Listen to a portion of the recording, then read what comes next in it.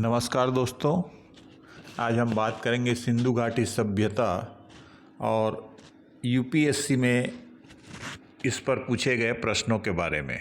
उसकी हम व्याख्या भी करेंगे। सिंधु घाटी सभ्यता या हड़प्पा सभ्यता की कला में मुहरों का अपना विशिष्ट स्थान था।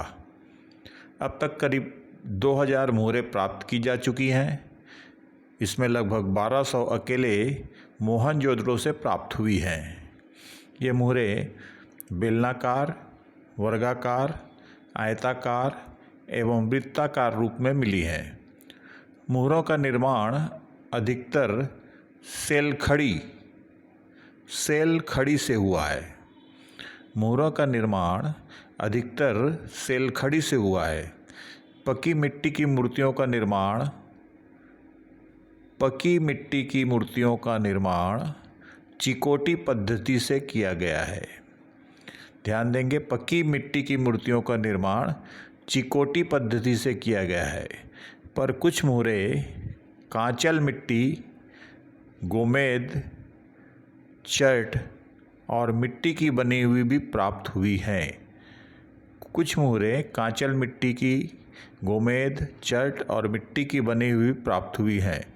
अधिकांश मुहरों पर संक्षिप्त लेख एक श्रृंगी सांड, भैंस, बाघ, गैंडा, हिरन, बकरी एवं हाथी के चित्र उकेरे गए हैं। इनमें से सर्वाधिक आकृतियां एक श्रृंगी सांड की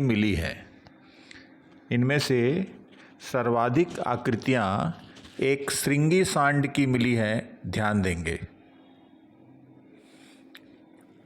देखिए, यूपीएससी में जो प्रश्न पूछा गया, सिंधु सभ्यता के मापक किस गुणन भार के हैं? ऑप्शन थे 14, 10, 16 और 8। तो सिंधु सभ्यता के मापक जो है वो 16 गुणन भार के हैं, ये ध्यान रखेंगे। 16 इसका आंसर है। सिंधु घाटी के पतन का सबसे महत्वपूर्ण कारण क्या है? सिंधु घाटी के पतन का सबसे महत्वपूर्ण कारक आर्यों का आक्रमण है, ये ध्यान रखेंगे। आर्यों का आक्रमण सिंधु घाटी सभ्यता के पतन का मुख्य कारण है। सिंधु सभ्यता तिथिक्रम किससे निर्धारित किया जाता है? तो सिंधु सभ्यता तिथिक्रम जो है ये मेसोपोटामिया के अवशेषों के सापेक्ष कालक्रम से निर्धारित किया जाता है, ये ध्यान रखेंगे। सिंधु सभ्यता को हड़प्पा सभ्यता क्यों कहा जाता है? सिंधु घाटी की जो सभ्यता है उसे हड़प्पा सभ्यता क्यों कहा जाता है? क्योंकि सबसे पहले खुदाई हड़प्पा में दयाराम साहनी ने 1921 में की थी। हड़प्पा में सबसे पहले खुदाई हुई और इसकी लिपि आज तक पढ़ी नहीं जा सकी, और हड़प्पा में सर्वप्रथम खुदाई होने के कारण इसे सिंधु सभ्यता को हड़प्पा सभ्यता भी कहा जाता है। सिंधु सभ्यता का व्यापार किसके साथ होता था? ऑप्शन है ईरान, अफगानिस्तान, रोम और राजस्थान। तो ईरान के साथ तो इनका व्यापार होता था, अफगानिस्तान के साथ भी इनका व्यापार होता था, रोम के साथ हम नहीं कर सकते, लेकिन राजस्थान के साथ भी इनका व्यापार होता था। तो ईरान, अफगानिस्तान और राजस्थान, ये तीनों सही ऑप्शन है जिसके साथ इनका व्यापार होता था। मोहनजोदड़ो में सबसे बड़ी इमारत कौन सी थी? तो इसकी सबसे बड़ी इमारत ग्रेनरी थी, जो अन्नागार जिसे कहते हैं। अन्न रखने के लिए जो स्थान बनाया जाता है, अन्नागार, वो इसकी सबसे बड़ी इमारत थी। वैसे कंफ्यूज करने के लिए आपको बृहद स्नानागार भी ऑप्शन में होता है, लेकिन ये ध्यान रखेंगे कि मोहनजोदड़ो की सबसे बड़ी इमारत अन्नागार थी। मोहनजोदड़ो सिंध में सिंधु नदी पर स्थित है और 1922 में राखलदास बनर्जी ने इसे खोजा था। यह पाकिस्तान में स्थित है।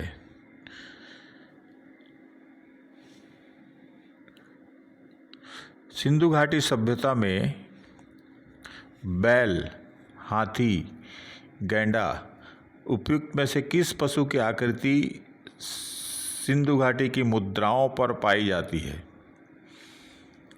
देखिए, बैल की आकृति तो पाई गई, हाथी की आकृति भी पाई गई और गैंडा भी पाया गया।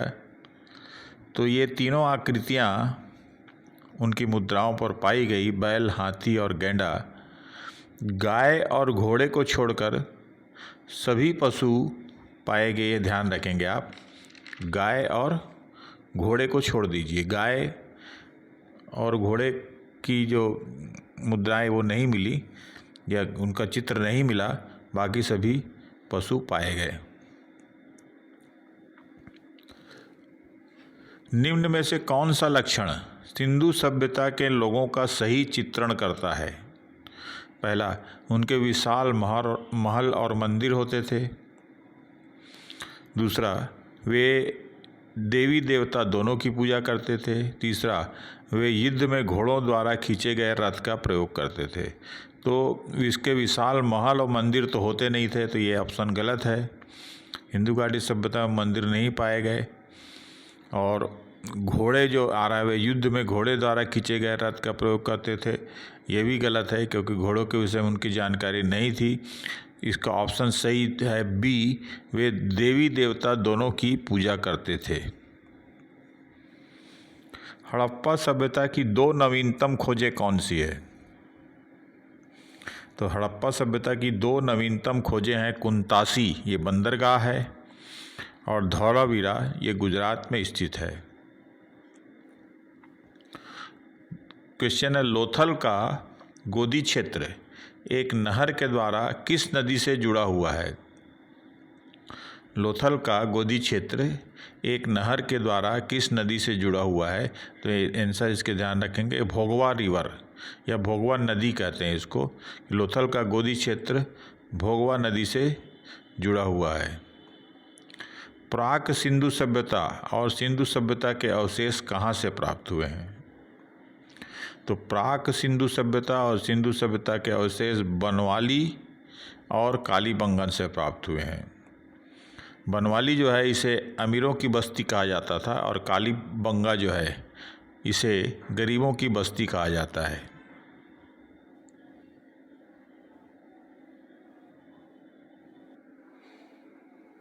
मोहनजोदड़ो के विषय में सही स्टेटमेंट है कि स्नानागार का फर्श पक्की ईंटों का बनाया गया था।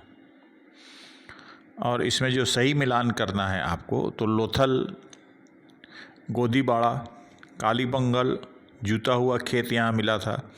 धौलावीरा, हड़प्पन लिपि के बड़े आकार के 10 चिन्हों का एक शिलालेख मिला है। और बनवाली, पक्की मिट्टी की बनी हुई हल की प्रतिकृति यहाँ मिली है। तो लोथल में क्या मिला? गोदीबाड़ा, कालीबंगा में जूता हुआ खेत, और धौलावीरा में हड़प्पन लिपि के बड़े आकार के 10 चिन्हों का एक शिलालेख, और बनवाली में पक्की मिट्टी की बनी हुई हल की प्रतिकृति मिली है। उसी प्रकार से मोहनजोदड़ो कहाँ पर स्थित है? सिंधु नदी के तट पर स्थित है।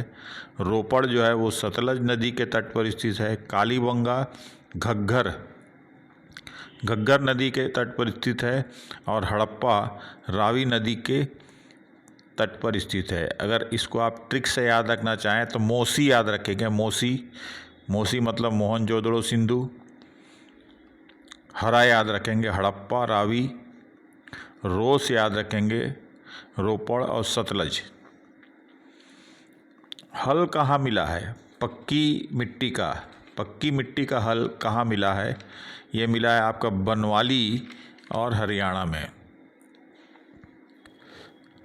निम्न में से कौन सा स्टेटमेंट सही है? हड़प्पा के निवासी कपास उगाते थे, सही है। हड़प्पा के निवासी कपास उगाते थे, ये सही है। हड़प्पाई लोगों को तांबा और कांसा का कोई ज्ञान नहीं था, ये गलत है, क्योंकि तांबा और कांसा के बारे में ये जानते थे। मानक हड़प्पाई मुद्रा मिट्टी की बनी होती थी, तो मानक हड़प्पाई मुद्रा मिट्टी की बनी होती थी, ये गलत स्टेटमेंट है, क्योंकि ऐसा माना जाता है कि वो एक सेलखड़ी पत्थर जो एक प्रकार का होता है उससे बनी होती थी। इसमें जो मिलान करना है, तांबा, हड़प्पा सभ्यता में तांबा कहाँ से लाया जाता था? राजस्थान से। शंख कहाँ से मिलता था? कच्छ से। लाजवर्द मणि अफ़गानिस्तान में मिलती थी। और स्वर्ण कहाँ से मिलता था? दक्कन से या दक्षिण से। निम्न में से किस पशु का हड़प्पा संस्कृति में मिली मोहरों और टेराकोट्टा कलाकृतियों में निरूपण नहीं हुआ है? किस पशु का मोहरों पर निरूपण नहीं है? तो उसका आंसर है गाय। गाय व घोड़ा मोहरों पर निरूपित नहीं है। हाथी, गैंडा, बाघ, ये बकरी ये सब है, लेकिन गाय और घोड़ा मोहरों पर इनकी आकृति निरूपित नहीं है, ये ध्यान रखेंगे। किस हड़प्पा स्थल से चावल उगाने के साक्ष्य मिले हैं? तो रंगपुर और लोथल। तो ज़्यादातर रंगपुर ध्यान रखेंगे। रंगपुर में चावल उगाने के साक्ष्य मिले हैं, लोथल में भी। हड़प्पा के मुख्य अंत्येष्टि प्रथा क्या थी? हड़प्पा की जो मुख्य अंत्येष्टि प्रथा थी कि मृतिका पात्र के साथ शरीर का विस्तारित शवदान, मतलब एक पात्र रख देते थे जहाँ शव रखा जाता था वहाँ, तो मृतिका पात्र के साथ शरीर का विस्तारित शवदान। हड़प्पा में 837 कब्रिस्तान भी मिले हैं, ये ध्यान रखेंगे। हड़प्पा संस्कृति के स्थलों का सर्वाधिक संकेंद्रण कहाँ पर हुआ था?